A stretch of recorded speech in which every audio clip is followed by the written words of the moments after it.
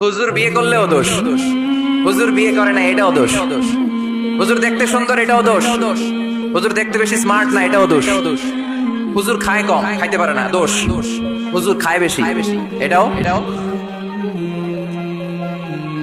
অনেকে বলে হুজুর আপনি বেশি ইংরেজি বলেন এটা আপনার দোষ। আবার আমেরিকায় যারা থাকে তারা বলে হুজুর আরেকটু যদি ইংরেজি বাড়াই বলতেন আমাদের ছেলেমেয়েরা বেশি বুঝতে পারতো। আপনি যে কম বলেন এটা আপনার দোষ। ভেজাল আছে না নাই? সব ভেজাল থেকে আল্লাহ তুমি এই জাতিকে নির্ভেজাল করে দাও।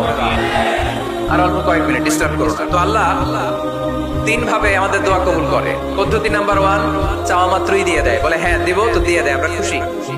পদ্ধতি নাম্বার 2, আমরা চাই আল্লাহ এটা দাও, আল্লাহ তখনও বলে ইয়েস দেব, কারণ না বলে ফিরিয়ে দিতে আল্লাহ জানেন দেব, তবে সাথে সাথে দেন না, লেটার অন, দেরি করে।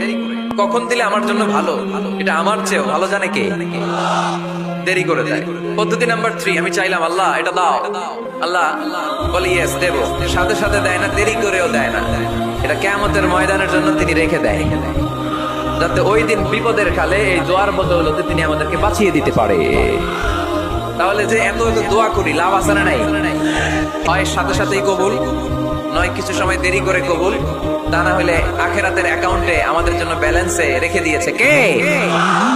এজন্য আজকের এই ফরিদপুরের মাহফিল তখনই সার্থক হবে যখন আমরা এই সিদ্ধান্ত নিতে পারবো যে আমরা চাইবো একজনের কাছে, তিনি কে, এবং চাইবো চাওয়ার মতো। যেহেতু এটা একটা শিল্প, আর্ট, এটাকে আত্মস্থ করতে হয়। চাওয়ার মতো চাইলে এটা কখনো মিস হয় না।